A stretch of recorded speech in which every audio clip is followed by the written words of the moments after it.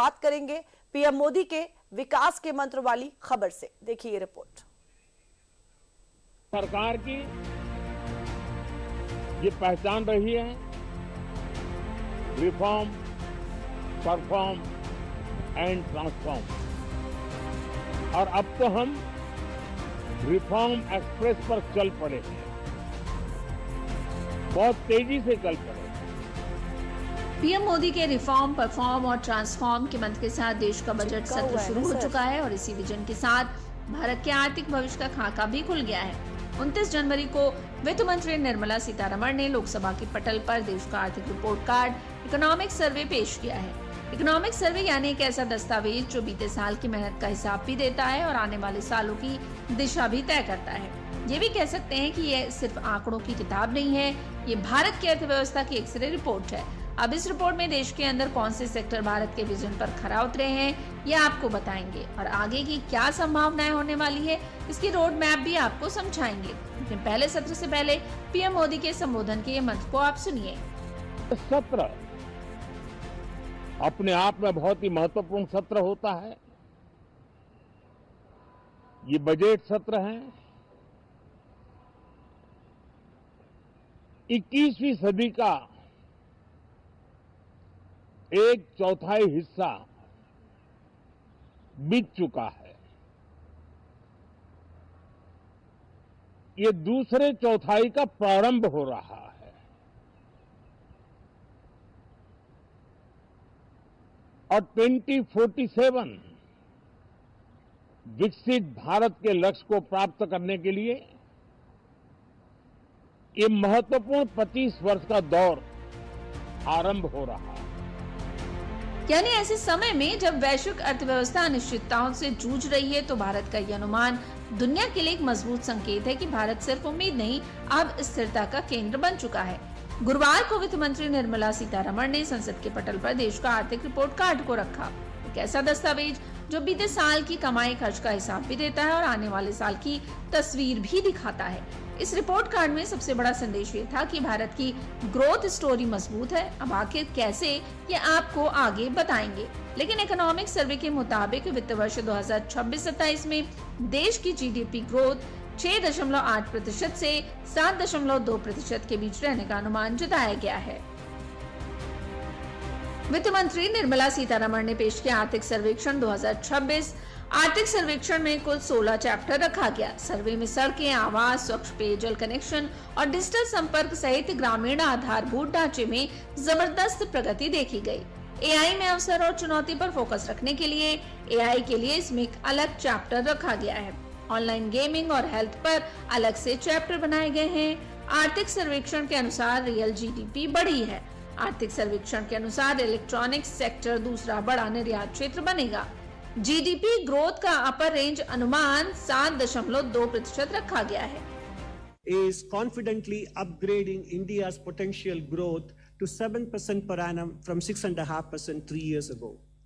Employment conditions have improved from the year when PLFS, the Periodic Labour Force Survey, was launched. 6% was the unemployment rate then, down to 3.2% in 23-24.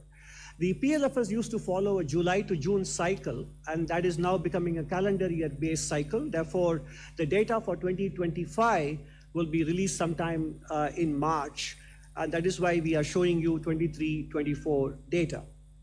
Female labor force participation rate is up nearly 18 percentage points, and the unemployment rate in the first 9 months of the year has been steadily declining from 5.4 down to 4.9% in the last quarter.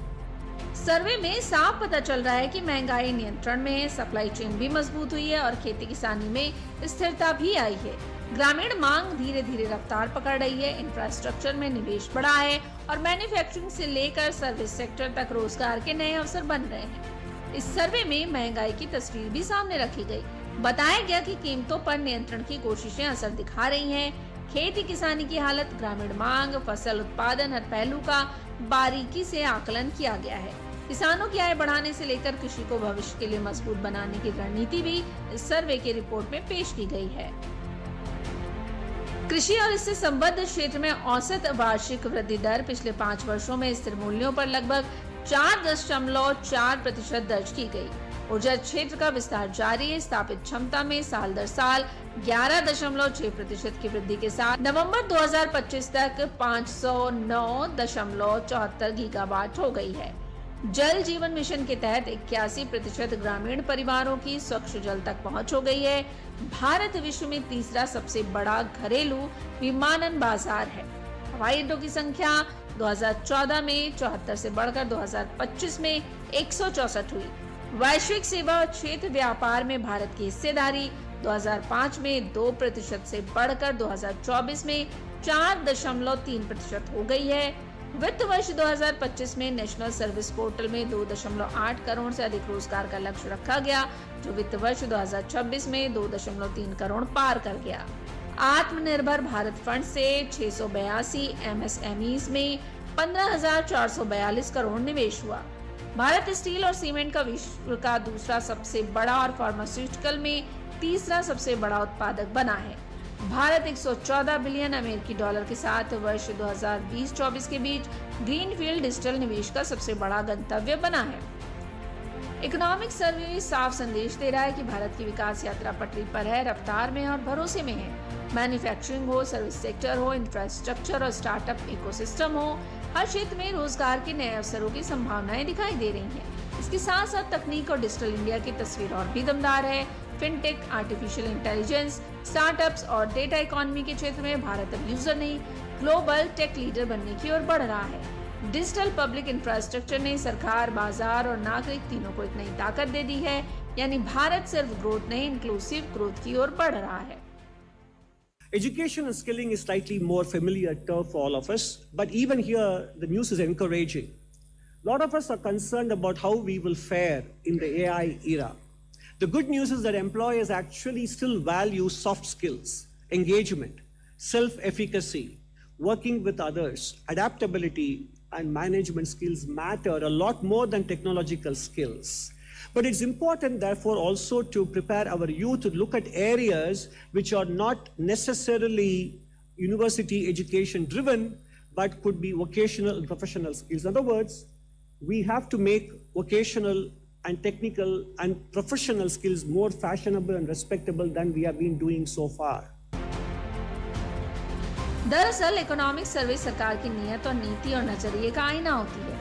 ये सिर्फ आंकड़ों का पुलिंदा नहीं होता है, बल्कि policy making की दिशा तय करने वाला सबसे खास दस्तावेज होता है।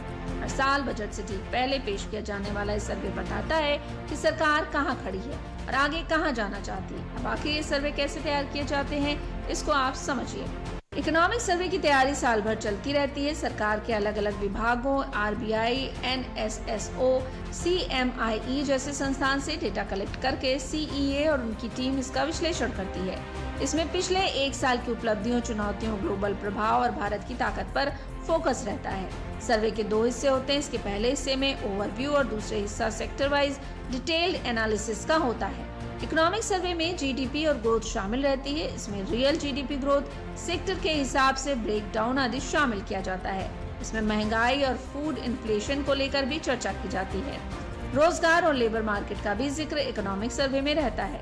अलग अलग सेक्टर जैसे agriculture, manufacturing services, infrastructure, banking और डिजिटल इकोनॉमी को लेकर इसमें चर्चा होती है। दुनिया भर में मंदी की आहट के बीच भारत की विदेशी मुद्रा भंडार 2023-2024 में $668 बिलियन था, लेकिन अब ये 2024-2025 में बढ़कर $701 बिलियन पहुंच गया है। ये भंडार जितना भरा होगा, डॉलर के मुकाबले हमारा रुपया उतना ही मजबूत रहेगा। अमेरिका की ओर से 50% टैरिफ लगाए जाने के बावजूद भारत का सामानों को एक्सपोर्ट अप्रैल-दिसंबर 2025 के दौरान 2.4% बढ़ा है। वहीं सर्विस एक्सपोर्ट में 6.5% की बढ़ोतरी दर्ज की गई। यानी अब भारत की करेंसी की वैल्यू भी बढ़ सकती है। फिलहाल ये बजट सत्र 28 जनवरी से 2 अप्रैल तक चलेगा और ये 2 हिस्सों में होगा। पहला हिस्सा 28 जनवरी से 13 फरवरी तक और दूसरा हिस्सा 9 मार्च से 2 अप्रैल तक होगा। इस दौरान कुल 30 बैठकें होने वाली हैं। वित्त मंत्री निर्मला सीतारमण 1 फरवरी को लगातार 9वीं बार बजट पेश करेंगी। अब 1 फरवरी को पेश होने वाला बजट इसी रोड मैप को नीतियों और फैसलों में बदलने वाला माना जा रहा है।